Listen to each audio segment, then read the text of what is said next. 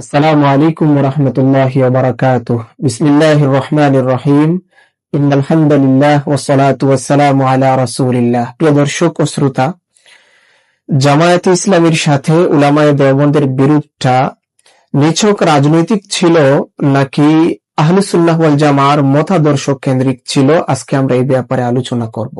আমাদের জামায়াত শিবিরের ভাইদেরকে বেশ কিছুদিন যাবত আমরা লক্ষ্য করে আসছি যে তারা তাদের সভা সেমিনারে, তারা তাদের লেখনের মাধ্যমে, তারা তাদের সামাজিক অ্যাক্টিভিটিতে কি ছোট কি বড় সবাই একটা মিথ্যাচার করে আসছেন যে উলামায়ে দেওবন্দের সাথে জামায়াতের যে মতানৈক্যটা, মাওলানা মওদুদী সাহেবের যে মতানৈক্যটা, এটা ছিল রাজনৈতিক। যখন সৈয়দ হুসাইন আহমদ মাদানী রহমতুল্লাহি আলাইহি কংগ্রেসের সাথে রাজনীতি করতে গিয়ে অখণ্ড ভারতের রাজনীতি করলেন এবং পাকিস্তান প্রতিষ্ঠার বিরোধিতা করলেন। অপরদিকে মাওলানা সৈয়দ আবুল আলা মওদুদী সাহেব পাকিস্তান প্রতিষ্ঠার পক্ষে অবস্থান গ্রহণ করলেন এবং তিনি মাওলানা হুসাইন আহমদ মাদানী রহমতুল্লাহি আলাইহি এর মুত্তাহিদা কওমিয়ত, এক জাতি তত্ত্বের বিরোধিতা করলেন। তখন থেকেই নাকি মাওলানা সৈয়দ হুসাইন আহমদ মাদানী রহমতুল্লাহি আলাইহি মাওলানা মওদুদী সাহেবের বিরোধিতা শুরু করলেন। আর এরপর থেকেই উলামায়ে দেওবন্দের বিরোধিতা যে শুরু হলো জামায়াত ইসলামীর সঙ্গে, সেই বিরোধটা আজও পর্যন্ত চলমান। এভাবে অত্যন্ত সুন্দর মোড়কে আমাদের জামায়াত শিবিরের ভাইয়েরা জেনে হোক কিংবা না জেনে হোক এই মিথ্যাচারটা ছড়িয়ে যাচ্ছেন এবং জামায়াত শিবিরের সাথে উলামায়ে দেওবন্দের যে মতানৈক্যটা যুগ যুগ ধরে চলে আসছে আহলুস সুন্নাহ ওয়াল জামার পিওর আকীদাকে কেন্দ্র করে, এটাকে তারা সম্পূর্ণ আড়ালে নেওয়ার চেষ্টা করেন। এই বিরোধটাকে একটা রাজনৈতিক মোড়কে উপস্থাপন করার চেষ্টা করার মধ্য দিয়ে। আমি প্রথমেই বলে নেই, মাওলানা মওদুদী সাহেব এবং তার জামায়াতে ইসলামের সাথে শুধুমাত্র ভারত উপমহাদেশের উলামায়ে দেওবন্দের মতানৈক্য নয়, বরং জামায়াত শিবির ছাড়া ভারত উপমহাদেশের যত সব মাসলাক মানহাজ ঘরানা রয়েছে আবহমান কাল ধরে, সবগুলো মাসলাক মানহাজ ঘরানার সাথে জামায়াত ইসলামের মতবিরোধ রয়েছে। হ্যাঁ, তন্মধ্যে উলামায়ে দেওবন্দ সর্বাগ্রে। যেহেতু ভারত উপমহাদেশের মধ্যে সর্বক্ষেত্রে, দিনের সর্বক্ষেত্রে উলামায়ে দেওবন্দের খিদমাত বেশি দৃশ্যমান এবং বেশি ইফেক্টিভ, এজন্য জামায়াতের সাথে উলামায়ে দেওবন্দের মতানৈক্যটা একটু বেশি দৃশ্যমান। আমি আবারও বলছি, জামায়াত শিবিরের যেসব ভাইয়েরা বুঝে হোক কিংবা না বুঝে হোক, জেনে হোক কিংবা না জেনে হোক, দেদারসে এই ভুলটা ছড়াচ্ছেন, তারা যেন খেয়াল করেন মাওলানা মওদুদী সাহেব এবং তার জামায়াতে ইসলামীর সাথে উলামায়ে দেওবন্দের মতানৈক্যটা মোটেও কোনো রাজনৈতিক মতানৈক্য ছিল না। এমনকি এটা কোনো ব্যক্তিগত মতানৈক্য ছিল না। এই মতানৈক্য, এই বিরোধ সম্পূর্ণ দ্বীনি বিরোধ ছিল, সম্পূর্ণ আহলুস সুন্নাহ ওয়াল জামার পিওর আকীদা, মতাদর্শ, দৃষ্টিভঙ্গি, চিন্তা চেতনাকে কেন্দ্র করে এই মতবিরোধটা দেখা দিয়েছিল। এবং জামায়াত শিবিরের ভাইদের সাথে সাথে সবার জ্ঞাতার্থে আমি এই কথাটাও বলছি, এই বিরোধটা দারুল উলুম দেওবন্দের উস্তাজ মুহাদ্দিস হযরত মাওলানা সৈয়দ হুসাইন আহমদ মাদানী রহমতুল্লাহ আলাইহি, সেই সৈয়দ হুসাইন আহমদ মাদানী রহমতুল্লাহ আলাইহি থেকে মাওলানা মওদুদী এবং জামায়াতের সাথে বিরোধিতাটা শুরু হয় নাই। এটা একটা নির্জলা মিথ্যাচার, এটা একটা অসত্য, এটা একটা চেপে রাখা ইতিহাস। মাওলানা মওদুদী সাহেব এবং জামায়াতের সাথে বিরোধিতাটা দারুল উলুম দেওবন্দ এবং জমিয়তে উলামায়ে হিন্দ থেকেই শুরু হয় নাই, বরং সর্বপ্রথম শুরু হয়েছে মাওলানা সৈয়দ মানাজির আহসান গিলানী রহমতুল্লাহি আলাইহি, যিনি তৎকালীন হায়দ্রাবাদের উসমানী ইউনিভার্সিটির ফ্যাকাল্টি অব থিওলজি অর্থাৎ ইসলামিক ধর্মতত্ত্ব অনুষদের একজন ডিন, বিভাগীয় প্রধান ছিলেন। 1920 সাল থেকে নিয়ে তিনি 1948 সাল পর্যন্ত, প্রায় 28 থেকে 29 বছর পর্যন্ত ওই ভার্সিটিতে তিনি বিভাগীয় প্রধান ছিলেন এবং তিনি একজন ইসলামী রাজনীতিবিদ, একজন ধর্মতত্ত্ববিদ, একজন দার্শনিক, একজন গবেষক, একজন ঐতিহাসিক আলেম, একজন কুরআন সুন্নাহ সম্পর্কে বিশেষজ্ঞ আলেম। সেই তিনি সর্বপ্রথম কলম ধরেছেন মাওলানা মওদুদী সাহেবের ভ্রান্ত চিন্তা চেতনার বিরুদ্ধে। ভারতের লখনৌ থেকে প্রকাশিত এবং মাওলানা আব্দুল মাজিদ দরিয়াবাদী রহমতুল্লাহ আলাইহি সম্পাদিত সিদকে জাদিদ নামক প্রভাবশালী মাসিক পত্রিকার মধ্যে মাওলানা মানাজির আহসান গিলানী রহমতুল্লাহ আলাইহি সর্বপ্রথম মাওলানা মওদুদী সাহেবের খণ্ডন করে লেখালেখি শুরু করতে থাকেন। মাওলানা মানাজির আহসান গিলানী রহমতুল্লাহ আলাইহি বিশেষ করে মওদুদী সাহেবের দিন কি চার বুনিয়াদি ইস্তেলাহে, দিন ইলাহ, রব, ইবাদত, এই যে চারটি বিষয়কে কেন্দ্র করে মওদুদী সাহেব কিতাব লিখেছিলেন এবং অত্যন্ত সমালোচিত একটি কিতাব আলেমদের কাছে। এই কিতাবের অসঙ্গতি, ভুল, ভ্রান্তি, আহলে সুন্নাহ ওয়াল জামার দৃষ্টিভঙ্গির খেলাফ বিষয়গুলো তুলে ধরে ধরে ধারাবাহিকভাবে সিদকে জাদিদ পত্রিকায় লেখা শুরু করেছিলেন মাওলানা মানাজির আহসান গিলানী রহমতুল্লাহ আলাইহি। মাওলানা মানাজির আহসান গিলানী রহমতুল্লাহ আলাইহি তিনি দারুল উলুম দেওবন্দের ফারেগ আলেম ছিলেন। আনোয়ার শাহ কাশ্মীরি, হুসাইন আহমদ মাদানী, হযরত শায়খুল হিন্দ রহমতুল্লাহ আলাইহির ছাত্র ছিলেন। তিনি জেনারেল এবং দ্বীনি দুই ধারার শিক্ষার সমন্বয় ঘটিয়েছিলেন তার জীবনে। তাকে একজন দার্শনিক, বড় ইসলামিক স্কলার হিসেবে গণ্য করা হতো ভারতে। সেই ব্যক্তি সর্বপ্রথম মাওলানা মওদুদী সাহেবের চিন্তা চেতনার ভ্রান্তির ব্যাপারে কলম ধরেছেন এবং তার এই খণ্ডনমূলক লেখালেখিগুলোর সময় ছিল 1952 সাল, অর্থাৎ 1947 সালে পাকিস্তান হিন্দুস্তান বিভক্তি হওয়ারও অনেক বছর পর। দ্বিতীয় যেই ব্যক্তিটা মাওলানা মওদুদী সাহেবের বিরুদ্ধে কলম ধরেছিলেন তিনি ছিলেন মাওলানা আব্দুল মাজিদ দরিয়াবাদী রহমতুল্লাহ আলাইহি, যিনি বিখ্যাত তাফসিরে মাজিদির লেখক। ইনিও একজন জেনারেল এবং ইসলামী শিক্ষা উভয় ধারাকে সমন্বয়কারী একজন আলেম। ছাত্র জমানায় প্রথম দিকে তিনি নাস্তিক ছিলেন, পাশ্চাত্য চিন্তা চেতনার অধিকারী ছিলেন। তিনি একাধারে লখনৌ কলেজে পড়েছেন, কলকাতার একটি কলেজে পড়েছেন, তিনি আলিগড় মুসলিম ইউনিভার্সিটিতে পড়েছেন। বিশেষ করে তিনি ফিলোসোফার, দার্শনিক ছিলেন, কোরআন সুন্নাহর পণ্ডিত ছিলেন, স্কলার, গবেষক ছিলেন। সেই তার সম্পাদিত পত্রিকা সিদকে জাদিদ, যেটি লখনৌ থেকে প্রকাশ হতো, সেখানে একসময় সৈয়দ মানাজির আহসান গিলানীর পরে আব্দুল মাজিদ দরিয়াবাদী রহমতুল্লাহ আলাইহি ও মাওলানা সৈয়দ আবুল আলা মওদুদী সাহেবের ভ্রান্ত চিন্তা চেতনার বিরুদ্ধে কলম ধরেন ধারাবাহিক আকারে। বিশেষ করে তিনি মাওলানা মওদুদী সাহেবের যে তাফহিমুল কোরআনে মন গড়া তাফসির, বিচ্যুতি, ব্যাখ্যা, এগুলোকে ধরে ধরে তিনি খণ্ডন করা শুরু করলেন। এরপরে আমরা যে মহান ব্যক্তিত্বকে দেখতে পাই, মাওলানা সৈয়দ আবুল আলা মওদুদী সাহেবের বিচ্যুতি, ত্রুটি, গুমরাহি নিয়ে কলম ধরেছেন।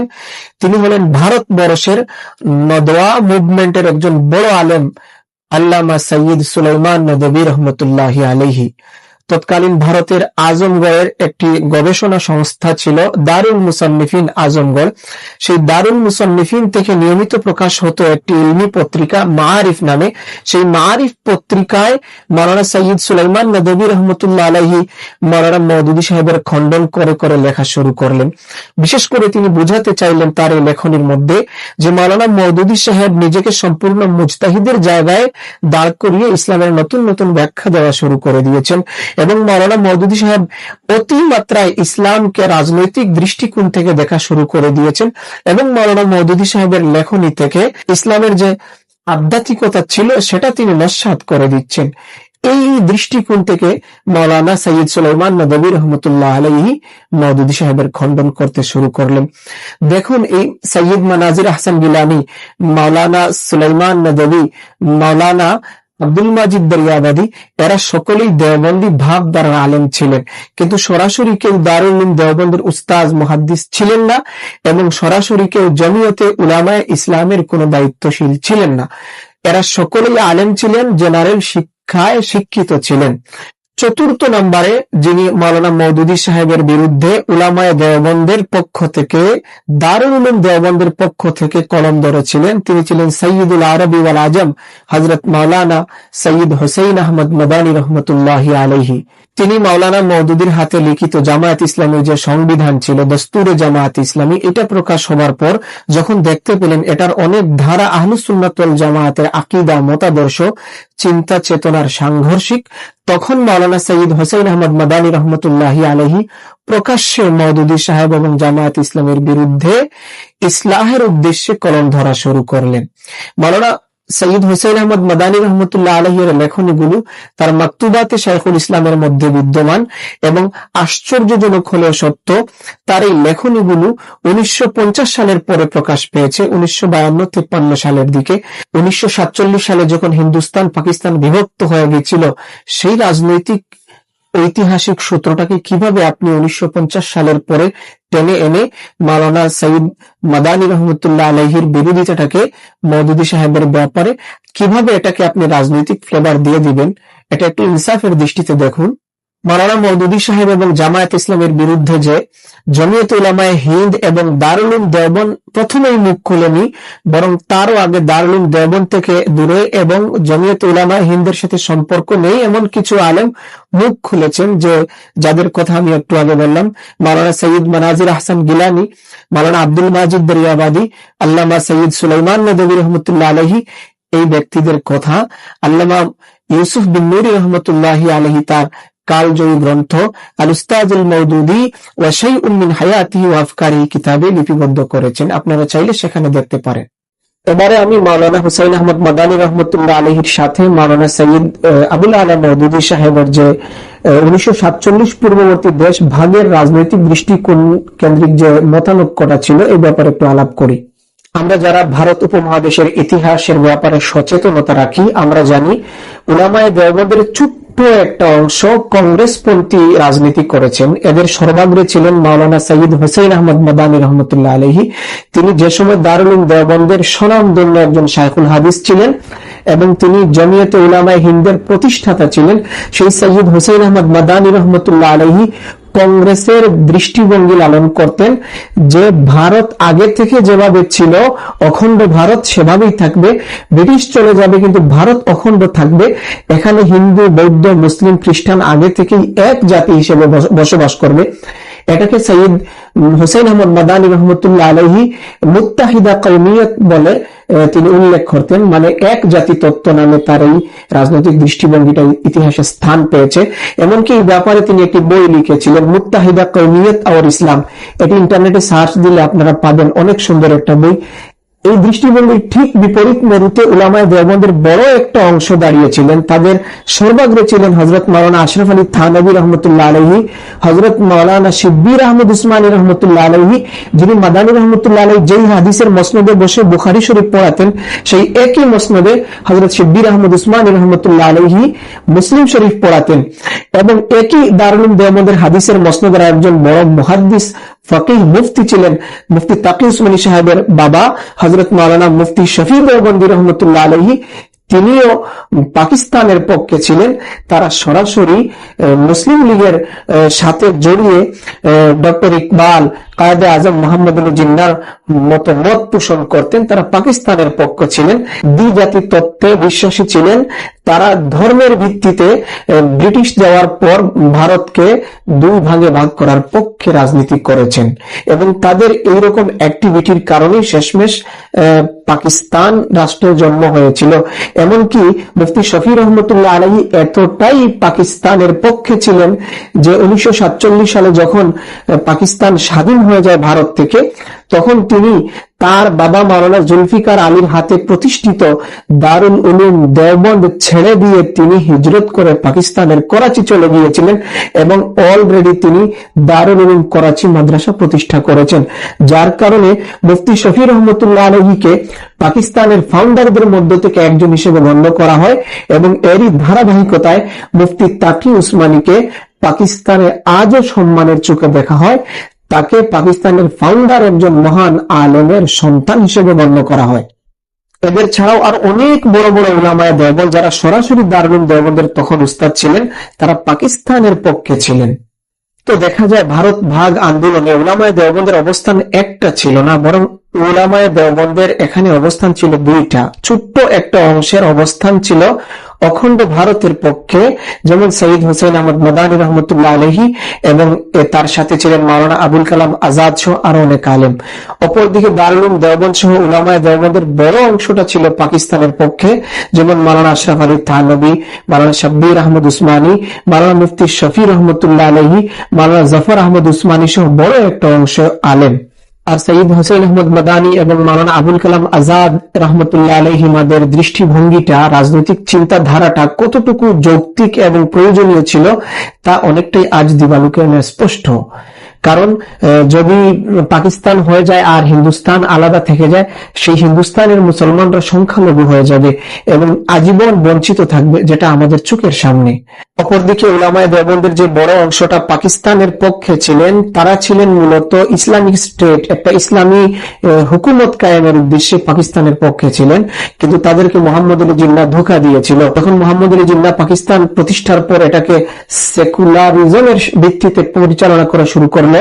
তখন উলামায়ে দেওবন্দ বললেন, আপনি বললেন কি আর করলেন কি, এটা তো ইসলামী হুকুমত আপনি করলেন না। তখন নাকি কায়েদে আজম মোহাম্মদ আলী জিন্নাহ জবাব দিয়েছিলেন, ইয়ে তো বাতুন কি বাত থি, আরে ইসলামী রাষ্ট্র কায়েম করা এটা তো আমার পক্ষ থেকে একটা রাজনৈতিক কথার লোকের বার্তা ছিল। এই ঐতিহাসিক সত্য এবং বাস্তবতাটা আপনাদের সামনে উন্মোচিত হবার পর আশা করি বুঝতে পেরেছেন এখানে জামায়াত শিবিরের যে ভাইয়েরা প্রোপাগান্ডা ছড়ান এবং মিথ্যাচার করেন যে সৈয়দ মাওলানা হুসাইন আহমদ মাদানী রহমতুল্লাহ আলাইহি তার জমিয়তে উলামা ইসলাম এবং দারুল উলুম দেওবন্দ, এক কথায় দেওবন্দি কওমি ঘরানার আলেমগণ হিন্দুত্ববাদী রাজনীতি করেছেন, কংগ্রেসের দালাল ছিলেন, তারা হিন্দুদের দালাল ছিলেন। এটা কতটুকু খেয়ানত, কি পরিমাণ মিথ্যাচার এবং প্রোপাগান্ডা, আশা করি আপনাদের বুঝতে অসুবিধা হবে না। শুধুমাত্র মাওলানা সৈয়দ হুসাইন আহমদ মাদানী সহ কয়েকজন আলেমের কংগ্রেসের সাথে অবস্থান করার দিকে নজর করে যদি তারা এত বড় মিথ্যাচার প্রোপাগান্ডা করতে পারে, তাহলে তারা অপর দিকে যে বড় একটা অংশ উলামায়ে দেওবন্দের পাকিস্তানের পক্ষে রাজনীতি করেছেন, ওইগুলা কি দেখেন না আমাদের ভাইরা? এটা তো দেখেও না দেখার ভান করা, এটা ইতিহাসকে গোপন করা, এটা নির্জলা মিথ্যাচার। বিষয়টাকে আরো ক্লিয়ার করি, তারা হযরত সৈয়দ হুসাইন আহমদ মাদানী রহমতুল্লাহ আলাইহি এর এই যে মাওলানা মওদুদীর সাথে দ্বিজাতি তত্ত্ব নিয়ে যে মতানৈক্য দেখা দিয়েছিল, এটাকে কেন্দ্র করে জামায়াতের সাথে উলামায়ে দেওবন্দের বিরোধিতাটাকে রাজনৈতিক ভাবে চিত্রিত করতে চান। এটা যে কতটুকু মিথ্যা এবং প্রোপাগান্ডা এবং তাদের জানাশোনার অভাব, এটাকে চোখে আঙ্গুল দিয়ে দেখিয়ে দেয় যে মাওলানা আশরাফ আলী থানভী পাকিস্তানের পক্ষের রাজনীতি করেছেন, সেই মাওলানা আশরাফ আলী থানভী রহমতুল্লাহ আলাইহি মাওলানা মওদুদী এবং জামায়াতের বিরোধিতা করেছেন, মুফতি শফি রহমতুল্লাহ আলাইহি বিরোধিতা করেছেন। আরো অনেক আলেম, মাওলানা তাকি উসমানী সাহেব সহ বড় বড় আলেমগণ যারা পাকিস্তানের পক্ষে ছিলেন, তারা সকলেই মোটামুটি মাওলানা মওদুদী সাহেব এবং তার জামায়াত ইসলামের বিরুদ্ধে কলম ধরেছেন। তাহলে কিভাবে আপনি মাওলানা মওদুদী এবং জামায়াতের সাথে উলামায়ে দেওবন্দের ইখতিলাফটাকে রাজনৈতিকভাবে আপনি চিত্রিত করতে পারেন? শেষমেশ আরেকটা কথা বলে শেষ করি, জামায়াতের ভাইয়েরা যে উপস্থাপন করতে চান মাওলানা মওদুদী সাহেব পাকিস্তানের পক্ষে রাজনীতি করতেন, পক্ষে ছিলেন, এজন্য সৈয়দ হুসাইন আহমদ মাদানী রহমতুল্লাহ আলাইহির সাথে তার বিরোধিতাটা শুরু হয়েছিল।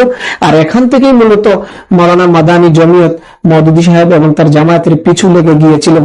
এটা আরো একটা মিথ্যাচার, সেটা হলো মাওলানা মওদুদী সাহেব কখনো পাকিস্তানের পক্ষে ছিলেন না, তিনি পাকিস্তান রাষ্ট্র কায়েমের ঘোর বিরোধী ছিলেন। তার সেই লেখনীগুলো ওই সময় আছে, এখনো বিদ্যমান, আপনারা একটু ঘাটাঘাটি করলে পাবেন। মাওলানা মওদুদী সাহেব যে পাকিস্তানকে ইসলামী রাষ্ট্র কায়েমের উদ্দেশ্যে ভারত থেকে জাতিতত্ত্বের মাধ্যমে আলাদা করা রাজনীতি করা হচ্ছিল, এটার ঘোর বিরোধিতা করে বলেছেন যে এই পাকিস্তান কোন ইসলামী রিয়াসত, ইসলামিক স্টেট হবে না, এটা সেকুলার স্টেট হবে। কিন্তু পরবর্তীতে যখন মুহাম্মদ আলী জিন্নাহ এবং ডক্টর আল্লামা ইকবাল সহ উলামায়ে দেওবন্দের বড় অংশটা তাদের পাকিস্তান ভিত্তিক রাজনীতিতে সফল হয়ে গেলেন, তখন আবার মাওলানা মওদুদী সাহেব তার ভুল পাল্টিয়ে তিনি আবার পাকিস্তানের পক্ষে চলে গিয়েছিলেন। কিন্তু মাওলানা মওদুদী শুরুতে কখনো পাকিস্তানের পক্ষে ছিলেন না। তাকে মাওলানা সৈয়দ হুসাইন আহমদ মাদানীর রাজনৈতিক প্রতিপক্ষ বানানো, এটাও একটা মিথ্যাচার। হ্যাঁ, মাওলানা সৈয়দ হুসাইন আহমদ মাদানী রহমতুল্লাহ আলাইহির মুত্তাহিদা কওমিয়ত, এক জাতি তত্ত্বের যে দৃষ্টিভঙ্গিটা ছিল, এই মুত্তাহিদা কওমিয়তের বিরোধী ছিলেন।